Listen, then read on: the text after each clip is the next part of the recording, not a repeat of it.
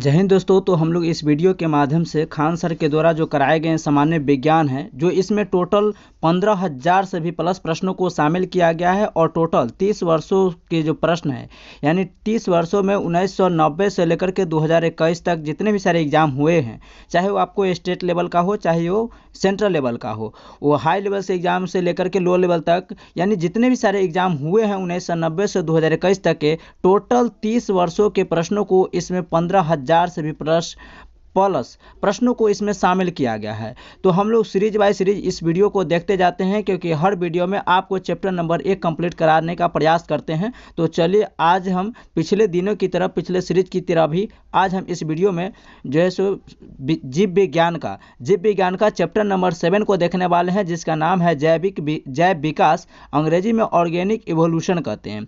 ठीक है, तो मटेरियल इसमें क्या क्या दिया गया, तो chapter wise previous year question है, और प्रीवियस ईयर क्वेश्चन आप लोग को पता है कि कोई भी एग्जाम के लिए उससे संबंधित जो प्रीवियस ईयर क्वेश्चन होता है वो काफ़ी महत्वपूर्ण हो जाता है। तो इसमें दिया गया है रसायन विज्ञान, भौतिक विज्ञान, जीव विज्ञान और पर्यावरण, जिसमें से हम लोग जो है वो जीव विज्ञान का चैप्टर नंबर आज 7 को देखने वाले हैं। तो चलिए वीडियो को शुरू करते हैं बिना समय को गवाए हुए, क्योंकि समय काफ़ी अमूल्य चीज़ होता है और यह वीडियो सभी एग्जामों के लिए हेल्पफुल होगा। अब ये कौन कौन एग्जाम के लिए हेल्पफुल होगा, तो आप लोग पूछते हैं कि कौन कौन सा एग्जाम के लिए हेल्पफुल होगा। तो यहाँ पर आप लोग देख पा रहे होंगे, आप लोग दिख रहा होगा, यहाँ पर आप लोग देख सकते हैं यहाँ पर कि रेलवे हो गया, SSC, CET, UPSC, CDS, NDA, air force, state PCS and state exam, और इन सभी एग्जाम यहाँ पर देख सकते हैं BEd and other competitive exam, जितने भी सारे कंपटीशन के एग्जाम होते हैं उन सभी एग्जाम के लिए काफ़ी हेल्पफुल होता है। ठीक है, तो इतना काफ़ी है हर एग्जाम के लिए, और आपको यह भी दिख जाएगा वहाँ पर। ठीक है, आपको हर चीज़ यहाँ पर दिख जाएगा कि कौन सा प्रश्न जो है कब कब पूछा गया है। ठीक है, तो यहाँ पर हम चलिए, तो यहाँ पर आप लोग देख रहे होंगे चैप्टर नंबर 7 है, और चैप्टर नंबर 7 का नाम क्या है, तो जैव विकास नाम है। क्या नाम है? जैव विकास, ऑर्गेनिक एवोल्यूशन इसे कहते हैं। तो आइए हम लोग प्रश्न पर सीधा चलते हैं, रूबरू होते हैं प्रश्नों से। तो ये रहा आप लोग को पहला नंबर प्रश्न, जो आपको स्क्रीन पर दिख रहा होगा। योग्यतम की उत्तरजीविता का प्रतिपादन किया गया था। तो योग्यतम की उत्तरजीविता का प्रतिपादन करने वाले कौन वैज्ञानिक थे?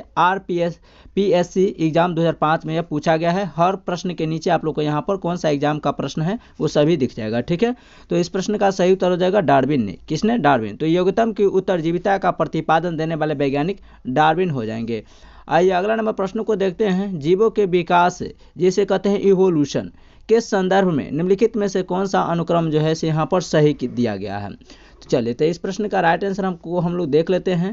तो सैलामेंडर, अजगर और कंगारू, ये इसका जीवों का विकास हुआ है। पहले क्या था, ये कंगारू से पहले सैलामेंडर हुआ, सैलामेंडर से अजगर में उसका इवोल्यूशन यानी कि बदलाव आया, जीवों में विकास हुआ, फिर अजगर से बन गया कंगारू। तो इस प्रश्न का राइट आंसर हो जाएगा ऑप्शन नंबर सी वाला। ठीक है, चलिए अगला नंबर प्रश्न की ओर चलते हैं। अगला प्रश्न क्या कहता है कि जीवन की उत्पत्ति की दिशा में बनने वाले यौगिक थे। तो जीवन की उत्पत्ति में बनने वाले, डाक विभाग से परीक्षा में पूछा गया है। तो इस प्रश्न का सही उत्तर क्या हुआ कि जीवन की उत्पत्ति की दिशा में बनने वाले यौगिक इनमें से कौन थे? तो इसका सही उत्तर हो जाएगा प्रोटीन्स और केंद्रक अम्ल। तो प्रोटीन्स, केंद्रक अम्ल किसे कहते हैं? तो केंद्रक में पाए जाने वाले अम्ल को केंद्रक अम्ल कहते हैं। ठीक है, तो ये सब हम कोशिका नामक चैप्टर में करा चुके थे। अगला क्वेश्चन है,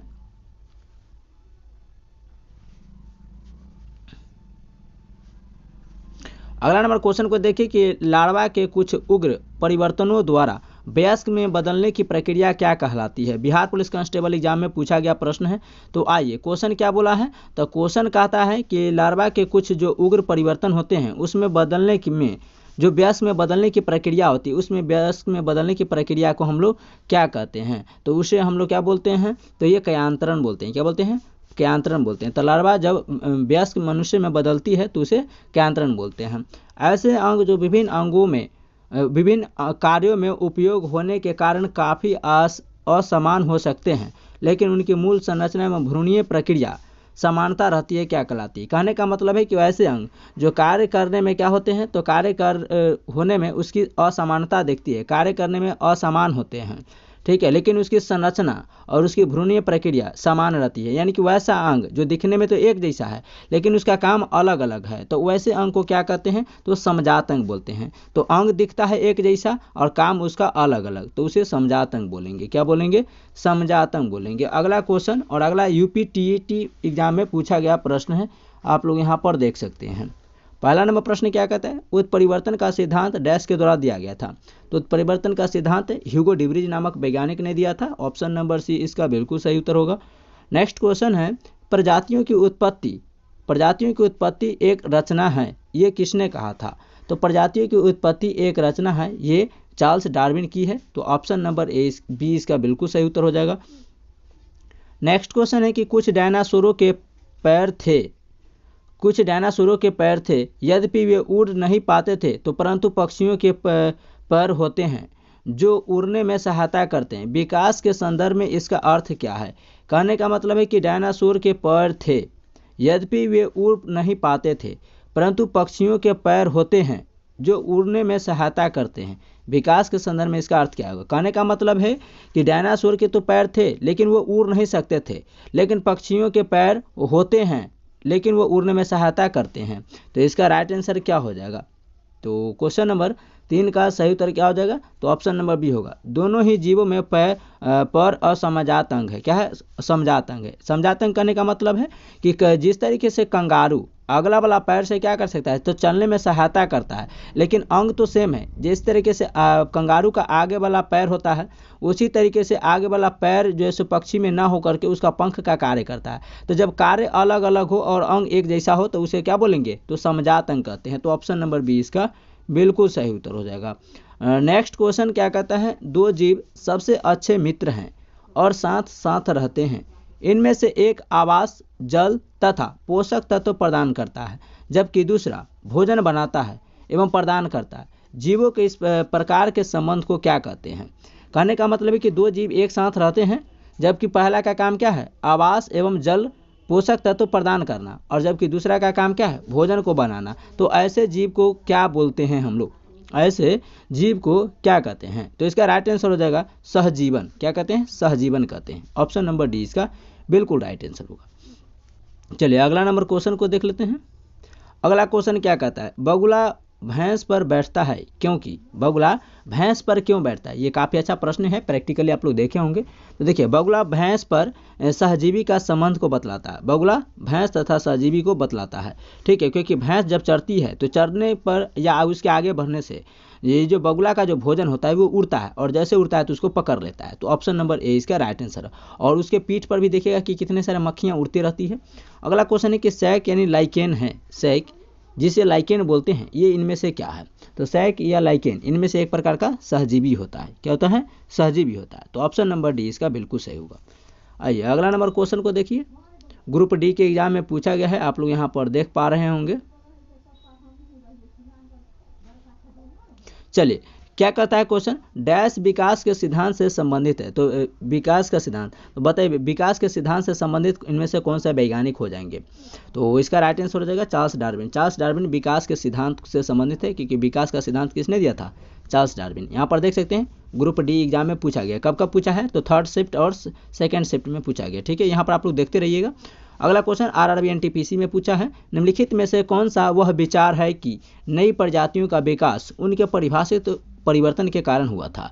तो इनमें से कौन सा ऐसा विचार था जो नई प्रजातियों का विकास उनके परिभाषित परिवर्तन के कारण होता है। तो इनमें से कौन सा विचार कहा गया था परिवर्तन के बारे में, आइए हम लोग इसको देख लेते हैं। तो इसका राइट आंसर हो जाएगा उत्परिवर्तन कहलाता है। क्या कहलाता है, उत्परिवर्तन। तो ऑप्शन नंबर बी इसका बिल्कुल सही उत्तर हो जाएगा, जिसे इवोल्यूशन कहते हैं। जीवों द्वारा जीने के लिए और अधिक वंश वृद्धि के लिए बेहतर अनुकूलित वातावरण बनाने की प्रक्रिया को क्या कहते हैं। हम लोग जानते हैं कि कोई भी जीव है पृथ्वी पर, अगर वह अपने वंशजी को लगातार वृद्धि करना चाहते हैं, इस दुनिया से विलुप्त नहीं होना चाहते, तो उसके लिए क्या चाहिए, तो उनके अनुसार वातावरण चाहिए। अगर हम ही लोग के देखिए ना, अगर अचानक से आज टेम्परेचर बढ़ जाएगा तो क्या हम लोग जी पाएंगे, झुलस जाएंगे और मर जाएंगे। हम लोग का जैसे धीरे धीरे पृथ्वी पर जितने भी सारे जीव जंतु होंगे वो धीरे धीरे मर जाएगा। डायनासोर क्या हुआ, तो डायनासोर उस समय का जो वातावरण को नहीं सह पाया, अचानक से उनका पिंड गिरा, तो उस समय का वह जो मर गया। यानी कि जो अभी भी के मौसम में जो भी इस वातावरण को सहन कर पाएगा, एडजस्ट कर पाएगा, वो रहेगा, नहीं तो उसको विलुप्त हो जाएगा। तो ये वातावरण प्रक्रिया को क्या कहते हैं? जो बदलते रहेगा तो उसे हम लोग क्या बोलेंगे? प्राकृतिक चयन बोलेंगे। जो प्रकृति को सहन कर लेगा, चयन कर लेगा, उसे एडजस्ट कर लेगा, झेल लेगा, वो जिएगा, नहीं तो विलुप्त होगा। अगला क्वेश्चन है, आधे वायुमंडल कम हो रहा था, क्योंकि आधे वायुमंडल कम हो रहा था, इसका कारण क्या था? तो हाइड्रोजन परमाणु सक्रिय थे और अधिक संख्या में थे, इसीलिए यह आधे वायुमंडल कम हो रहा था। ऑप्शन नंबर 20 का राइट आंसर होगा। हाइड्रोजन परमाणु सक्रिय यानी एक्टिव था और अधिक संख्या में था, इसीलिए। नेक्स्ट क्वेश्चन को देखिए, निम्नलिखित में से किसे टॉयरेंट लिजार्ड किंग कहा जाता है? तो इनमें से किसे जो है वो टॉयरेंट लिजार्ड किंग के नाम से जानते हैं? तो यह है टायरेनोसॉरस रेक्स। क्या हो जाएगा? टायरेनोसॉरस रेक्स हो जाएगा। तो ऑप्शन नंबर 20 का बिल्कुल राइट आंसर हो जाएगा। ये एनटीपीसी में पूछा गया था प्रश्न। अगला क्वेश्चन को देखिए, जीवधारियों में नई प्रजाति का क्रमिक विकास करने की संभावना इनमें से किसकी अधिक है? तो जीवधारियों में नई प्रजाति का क्रमिक विकास करने की अवधारणा इनमें से किसमें है? नए विकास के, तो द्विवर्ण अणुओं का विभाजन में। द्विवर्ण अणुओं के विभाजन से एक नए जीव का उत्पत्ति होगा। अगला क्वेश्चन है 7 नंबर, मनुष्य के वैज्ञानिक नाम होमोसेपियंस का अर्थ क्या होता है? तो हम लोग जानते हैं मनुष्य का वैज्ञानिक नाम क्या है? होमोसेपियंस है। बाघ का वैज्ञानिक नाम क्या है? Panthera Tigris. मोर का वैज्ञानिक नाम क्या है? पावो क्रिस्टस। आम का वैज्ञानिक नाम है मैंगीफेरा इंडिका। तो मनुष्य का वैज्ञानिक नाम क्या है? होमोसेपियंस है। तो होमोसेपियंस का अर्थ क्या होता है? तो होमोसेपियंस का अर्थ होता है वाइज होमिनिड। क्या होता है? Wise hominid. Option number D इसका बिल्कुल सही है। अगला क्वेश्चन को देखिए, मानव विकास का अध्ययन यह इंगित करता है कि हम सभी एक ही प्रजाति से संबंधित है, जो कि निम्न में से डैश से विकसित हुआ है। तो हम लोग कहाँ से विकसित हुए हैं? तो अफ्रीका महाद्वीप से। कहाँ से? तो मनुष्य का जो उत्पत्ति हुआ है अफ्रीका महाद्वीप से। उसके बाद यहाँ से सभी लोग भोजन की तलाश में इधर उधर भटक गए। ठीक है, तो ऑप्शन नंबर सी इसका राइट आंसर हो जाएगा। क्या हो जाएगा? Option number C. चलिए अगला नंबर क्वेश्चन को देखते हैं कि आधुनिक मनुष्य का वैज्ञानिक नाम क्या है? आधुनिक मनुष्य का वैज्ञानिक नाम को होमोसेपियंस बोलते हैं। क्या बोलते हैं? होमोसेपियंस। ऑप्शन नंबर सी इसका बिल्कुल सही है। और नेक्स्ट क्वेश्चन है, ओरिजिन ऑफ स्पीसीज नामक पुस्तक किसके द्वारा लिखी गई थी? ओरिजिन ऑफ स्पीसीज नामक पुस्तक के राइटर कौन हो जाएंगे? तो हो जाएंगे चार्ल्स डार्विन हो जाएंगे। ऑप्शन नंबर सी इसका राइट आंसर हो जाएगा। आइए अगला नंबर क्वेश्चन को देखते हैं। अगला क्वेश्चन कहता है, होमोसेपियंस के रूप में वर्गीकृत किए जाने वाले प्रारंभिक होमिनॉइड्स डैश थे। तो होमोसेपियंस के रूप में वर्गीकृत जो किया गया था, बांटा गया था, उसे हम लोग प्रारंभिक होमिनाइड्स कहते थे। चलिए, तो इसका राइट आंसर क्या हो जाएगा? ऑप्शन नंबर बी हो जाएगा, क्रो-मैग्नन कहते थे। क्या कहते हैं? क्रो-मैग्नन कहते थे। आइए अगला क्वेश्चन को देखिए, वैसे अंग जिनकी मौलिक संरचना तो एक समान होती है, परंतु उनके द्वारा किया जाने वाला कार्य अलग अलग होता है। तो वैसे अंग जिसका बनावट तो एक जैसा होता है, लेकिन काम उसका अलग अलग है, तो उसे क्या कहते हैं? उसे हम लोग क्या बोलते हैं? समजात अंग कहते हैं। दिखने में एक जैसा, काम उसका अलग अलग, तो उसे हम बोलते हैं समजात अंग। Option number D. Next question को देखिए, जीवन की उत्पत्ति के बारे में ओपेरिन का सिद्धांत किससे संबंधित है? तो ओपेरिन का सिद्धांत जीवन से संबंधित है। यह किससे संबंधित है? तो इस प्रश्न का राइट आंसर हो जाएगा रासायनिक विकास से संबंधित है। आरआरबी एएलपी टेक्नीशियन में पूछा गया प्रश्न है। नेक्स्ट क्वेश्चन को देखिए, मानवीय विकास के संबंध में हाल ही में खोज की गई कड़ी कौन से जीवाश्म की खोज है? मानवीय विकास के संबंध में हाल ही में जो खोजी गई कड़ी है, यह जीवाश्म की कौन सी कड़ी से संबंधित है या खोजी गई है? तो इस प्रश्न का राइट आंसर होमोनलेडी से संबंधित है। होमोनलेडी जीवाश्म की खोज की गई है। अगला क्वेश्चन देखिए, क्वेश्चन नंबर 15, मनुष्य की आनुवंशिकी का पता लगाया जा सकता है। तो मनुष्य की आनुवंशिकी का पता कैसे लगाया जा सकता है, किसके माध्यम से लगाया जा सकता है? तो वो अफ्रीका मूल से, क्योंकि यहाँ से सबसे पहले उत्पत्ति हुआ था, बाकी भोजन की तलाश में लोग इधर उधर भटक गए थे।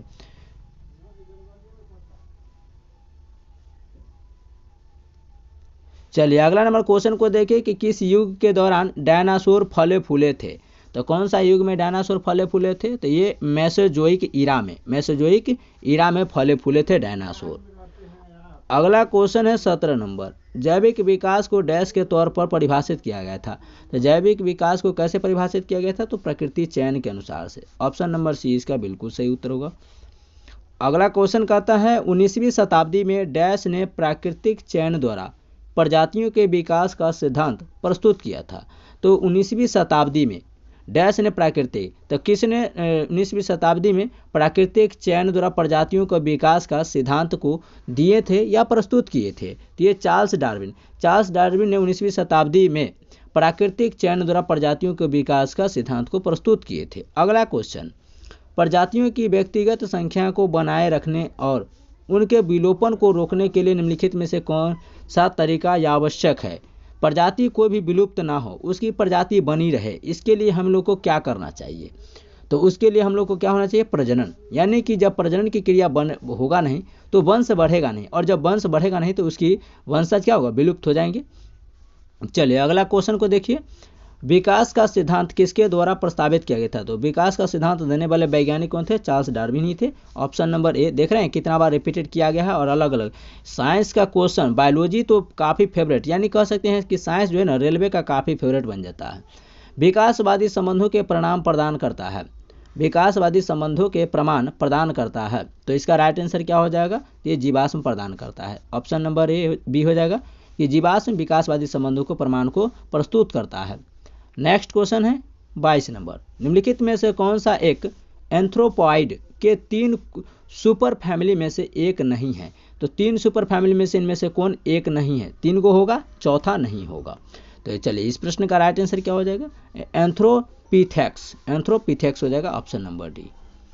नेक्स्ट क्वेश्चन को देखिए, प्रारंभिक पृथ्वी का वातावरण मुख्य रूप से बना था। तो शुरुआती में जो प्रारंभिक यानी कि शुरू में पृथ्वी का वातावरण मुख्य रूप से कैसे बना था? किस किस से मिलकर के बना हुआ था?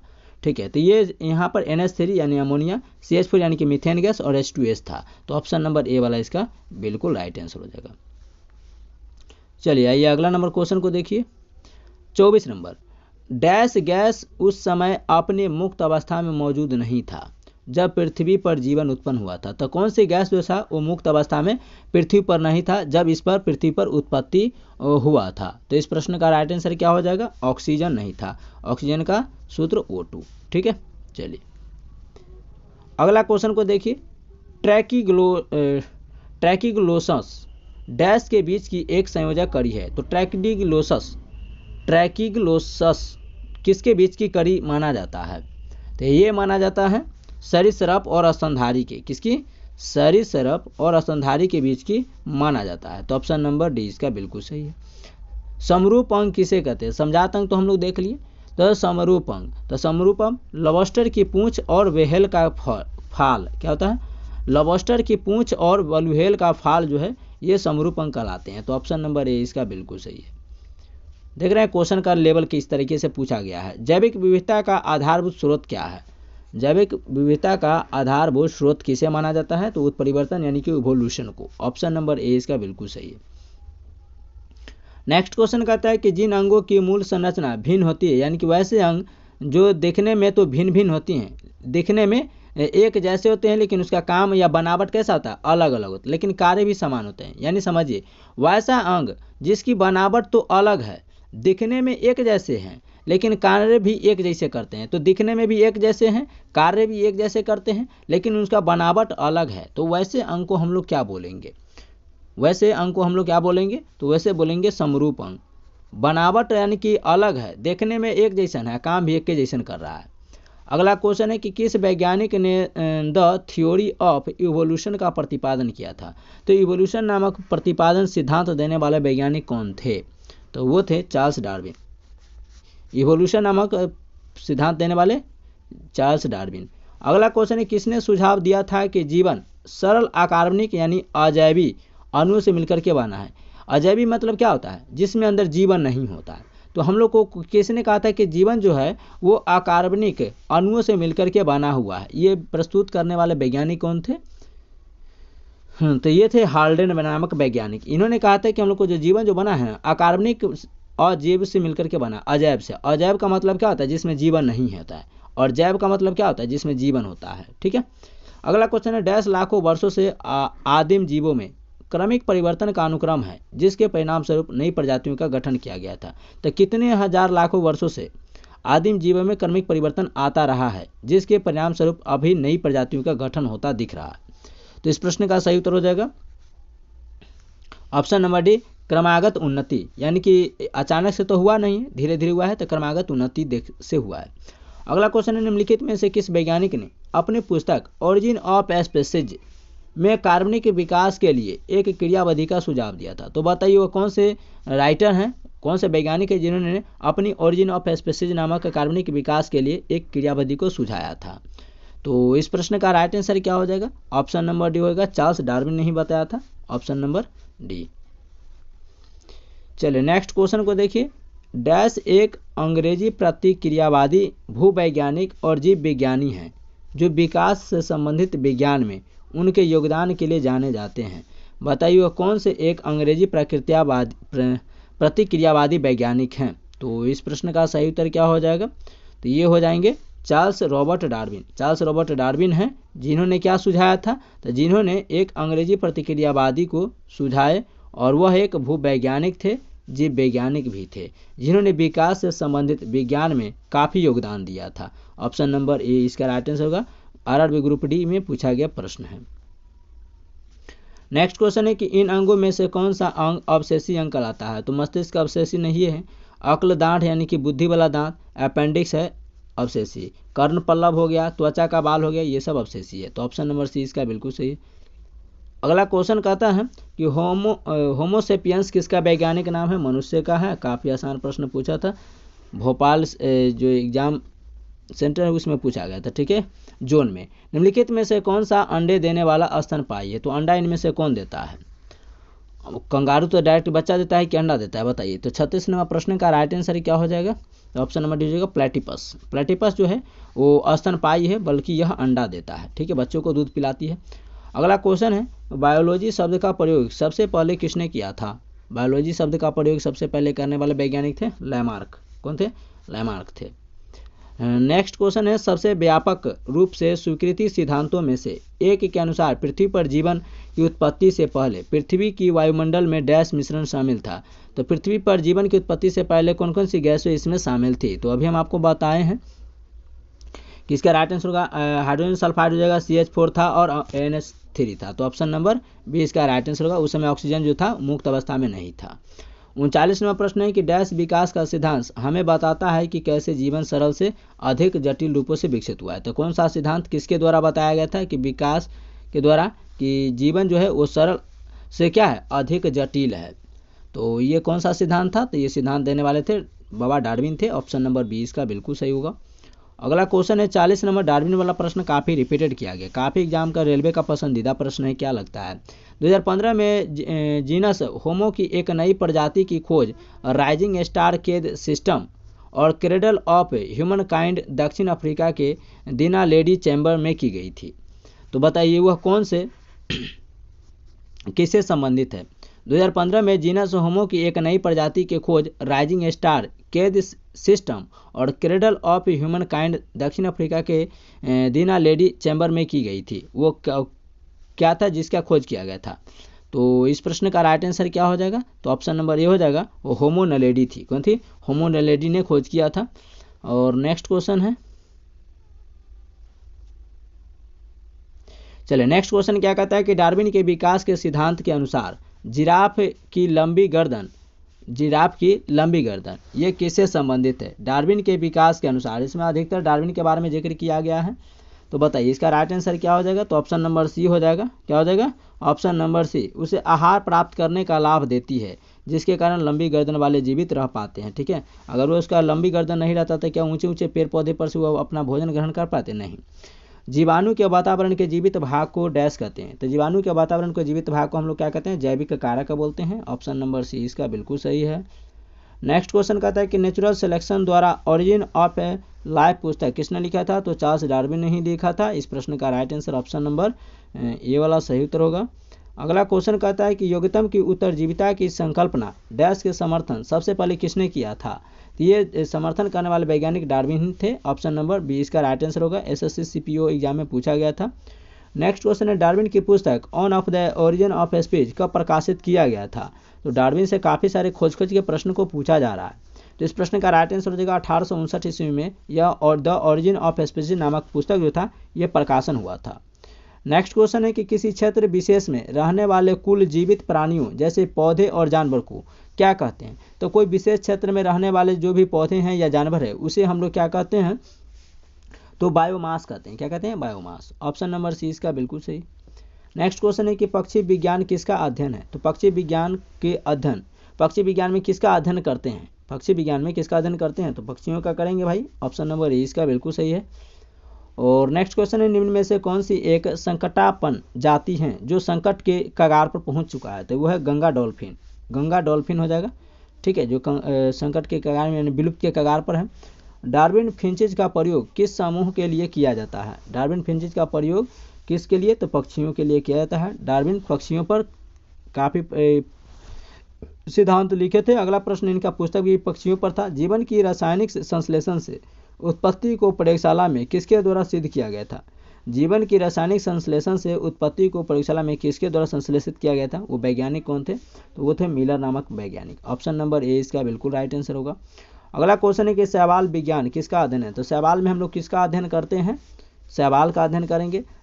ऑप्शन नंबर बी इसका बिल्कुल राइट आंसर हो जाएगा। नेक्स्ट क्वेश्चन है निम्नलिखित में से किसका डार्विनवाद के साथ है। निम्नलिखित में से किसका डार्विनवाद के साथ है, तो ये हो जाएगा प्राकृतिक वर्ण। प्राकृतिक वर्ण डार्विनवाद के साथ है।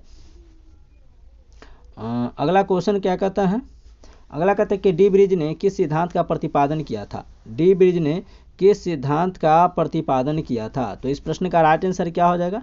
डी ब्रिज ने किसका सिद्धांत का प्रतिपादन किया था, फटाफट आंसर आप लोग बताइएगा। चलिए, तो इसका राइट आंसर क्या हो जाएगा 13 का। ऑप्शन नंबर डी होगा, उत्परिवर्तन का सिद्धांत दिया था। किसका, उत्परिवर्तन का सिद्धांत दिया था। ऑप्शन नंबर डी बिल्कुल सही है। नेक्स्ट क्वेश्चन है कि वे सभी गुण तथा लक्षण जो जंतुओं को उनके परिवेश से अनुकूल में सहायक होते हैं डैश की प्रक्रिया का परिणाम है।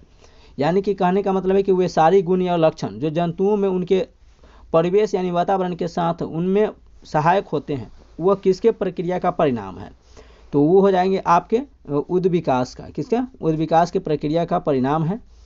नेक्स्ट क्वेश्चन है समुद्री वलुहेल में अग्रपाद किस रूप में पुरस्कृत होते हैं। यानी कि समुद्री जो वलुहेल होता है उसके आगे वाला जो पंख होता है वो किसके रूप होता है या किसके समान होते हैं, तो वो होता है मीन पक्ष। क्या होता है, मीन पक्ष।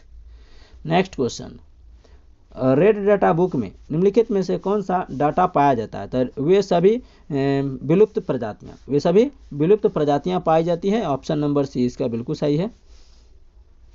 नेक्स्ट क्वेश्चन है कि पुरावर्तन सिद्धांत किसने प्रस्तुत किया था, तो पुरावर्तन का सिद्धांत प्रस्तुत करने वाले वैज्ञानिक कौन थे, तो वो वैज्ञानिक थे अर्नेस्ट हैकेल। नेक्स्ट क्वेश्चन है जैव पुष्टिकरण तकनीक में पादप प्रजनक किसे दूर करने के लिए प्रजनन तकनीक का प्रयोग किया करते हैं, तो इसका राइट आंसर हो जाएगा कि सूक्ष्म पोषकों और विटामिनों की कमी को दूर करने के लिए किया जाता है। तो ऑप्शन नंबर सी इसका बिल्कुल सही है। नेक्स्ट क्वेश्चन है निम्नलिखित में से कौन सा मानव शरीर का एक अवशेषी अंग नहीं है, तो अवशेषी अंग इसमें से मनुष्य शरीर के नहीं है, यानी कि उसमें मनुष्य का शरीर में नहीं पाया जाता है।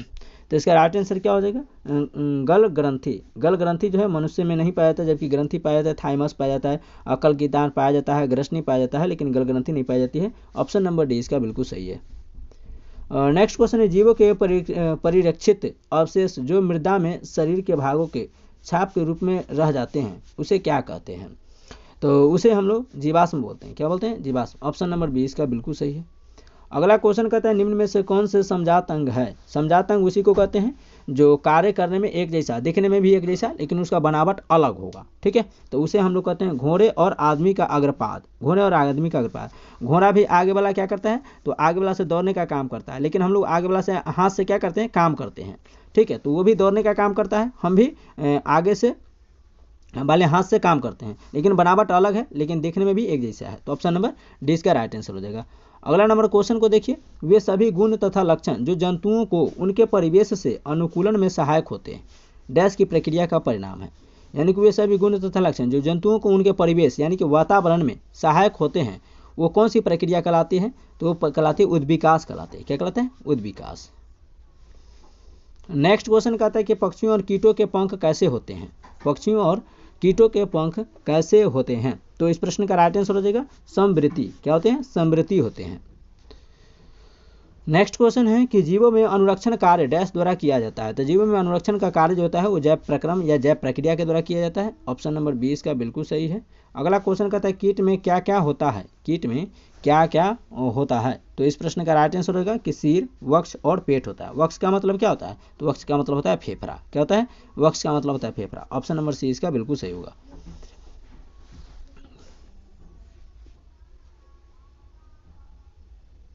चलिए नेक्स्ट नंबर प्रश्न क्या कहता है कि डार्विन द्वारा प्रस्तुत प्राकृतिक वर्णवाद निम्न में से किस पर आधारित है। वर्णवाद किस पर आधारित था, तो ये आधारित था किस पर, तो ये ओवर प्रोडक्शन पर, स्ट्रगल फॉर एग्जिस्टेंस पर एंड वेरिएशंस पर और सर्वाइवल ऑफ द फिटेस्ट, इनमें से सभी पर आधारित था। तो ऑप्शन नंबर डी इसका राइट आंसर होगा कि डार्विन द्वारा प्रस्तुत प्राकृतिकवाद वर्णवाद जो दिया गया था ये ओवर प्रोडक्शन पर भी दिया गया लागू था, struggle for existence and variation पर भी लागू था, सर्वाइवल ऑफ द फिटेस्ट और उपयुक्त में से सभी। ऑप्शन नंबर डी इसका बिल्कुल सही है। अगला क्वेश्चन कहता है कि मैमथ पूर्वज हैं, मैमथ किसका पूर्वज माने जाते हैं, तो ये माने जाते हैं हाथी का। मैमथ किसका पूर्वज माने जाते हैं, हाथी का। अगला क्वेश्चन कहता है कि वर्तमान प्रमाण के अनुसार पृथ्वी पर जीव का उद्गम आज से लगभग कितने साल पहले हुआ था। आज से लगभग पृथ्वी पर जीवन कितने साल उद्भव हुआ था, तो ये हुआ था, यहाँ पर कितना दिया गया है, इकाई, दहाई, सैकड़ा, हजार, 10,000, लाख, 10 लाख, करोड़, 10 करोड़, अरब, यानी कि 2 अरब करोड़, 2 अरब वर्ष पहले। चलिए अगला प्रश्न है कि आर्कियोप्टेरिक्स डैश से संबंधित है। तो आर्कियोप्टेरिक्स किससे संबंधित है, यह है जुरासिक युग का सर्वपुरातन पक्षी से, जुरासिक युग का सर्वपुरातन पक्षी से। ऑप्शन नंबर ए इसका बिल्कुल सही है। अगला क्वेश्चन क्या कहता है, सूची 1 को सूची 2 से सम्मिलित करें तथा सूचियों के नीचे दिए गए कोड का प्रयोग करें। तो आइए हम मिलाते हैं सूची 1 को सूची 2 से। ये क्वेश्चन हम लोग का कौन सा था, 5 नंबर प्रश्न था। तो आइए इसको मिलाते हैं। उत्परिवर्तन, इसको और थोड़ा सा छोटा कर लेते हैं, ऑप्शन भी दिख जाना चाहिए। ऑप्शन नहीं दिखेगा अगर ज़्यादा छोटा करते हैं, तो थोड़ा सा और देख लेते हैं छोटा करके। चलिए इसको छोटा कर लिया, अब ऑप्शन भी दिख गया ही लगभग। चले तो ये 5 नंबर प्रश्न है। आइए इसको हम देखते हैं क्या कहता है कि उत्परिवर्तन, तो उत्परिवर्तन का क्या आंसर हो जाएगा, तो उत्परिवर्तन का होगा, डी ब्रिज ने दिया था, यानी कि एक का क्या हो जाएगा, तो एक का हो जाएगा 4, क्या हो जाएगा, 1 का 4 हो जाएगा, क्या हो जाएगा, 1 का 4 हो जाएगा। उसके बाद क्या कहता है विकास का सिद्धांत, तो विकास का सिद्धांत किसने दिया था, विकास का सिद्धांत दिया था डार्विन ने, तो 2 का हो जाएगा 3। उसके बाद एक जीन एक एंजाइम की परिकल्पना, एक जीन एक एंजाइम की परिकल्पना किसने दिया था, तो ये दिया था बीडल और टैटम का सिद्धांत था, बीडल एवं टैटम का सिद्धांत था। तो ये हो जाएगा 3 का 1 हो जाएगा, यानी कि 4 3 1, 4 3 1 खोजिए तो 4 3 1, ये ऑप्शन नंबर बी हो जाएगा। और ओपेरिन अवधारणा किसने दिया था, तो ओपेरिन अवधारणा जैकब ने दिया था, किसने दिया था, तो इसका 2 हो जाएगा, क्या हो जाएगा, 2 हो जाएगा। तो ऑप्शन नंबर हो जाएगा बी इसका राइट आंसर हो जाएगा।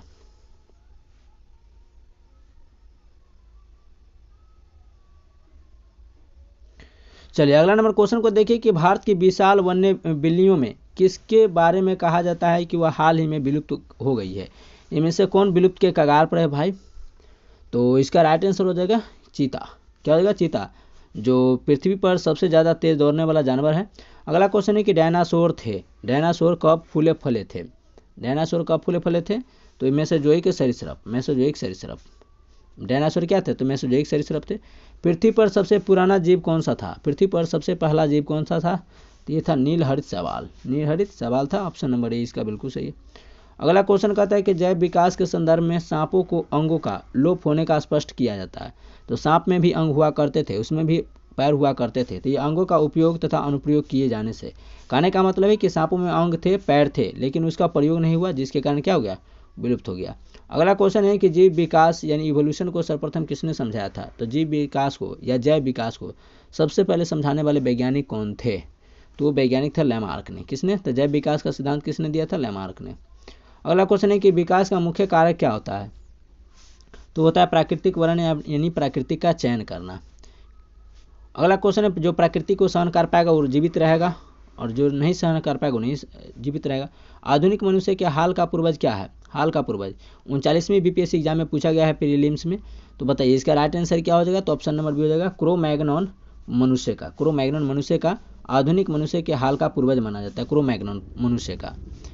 नेक्स्ट क्वेश्चन है कि जीवों के विकास यानी इवोल्यूशन के संदर्भ में निम्नलिखित में से किसने बताया था? तो अभी हम आपको बताए हैं कि जीवों का विकास होगा यानी इवोल्यूशन होगा, जैव विकास होगा इवोल्यूशन। तो इसके बारे में बताने वाले वैज्ञानिक कौन थे? तो ये सैलामेंडर, अजगर और कंगारू। सैलामेंडर से अजगर बना, अजगर से कंगारू बना, तो ऐसे विकास हुआ। ऑप्शन नंबर सी इसका बिल्कुल राइट आंसर होगा। 14 नंबर प्रश्न को देखिए, आर्कियोप्टेरिक्स किन वर्गों के प्राणियों के बीच के संयोजक कड़ी को माना जाता है? तो इसका सही उत्तर क्या हो जाएगा? सरीसृप व पक्षी के बीच की कड़ी को माना जाता है। चलिए आगे हम लोग देख लेते हैं, आगे क्या दिया गया यहाँ पर। तो आगे आप लोग को चैप्टर आ गया 8वां। तो हम लोग मिलते हैं नेक्स्ट वीडियो के साथ, नेक्स्ट चैप्टर के साथ, ठीक है। तो तब तक के लिए मस्त रहिए, स्वस्थ रहिए और अपने लक्ष्य के प्रति व्यस्त रहिए। थैंक यू, जय हिंद।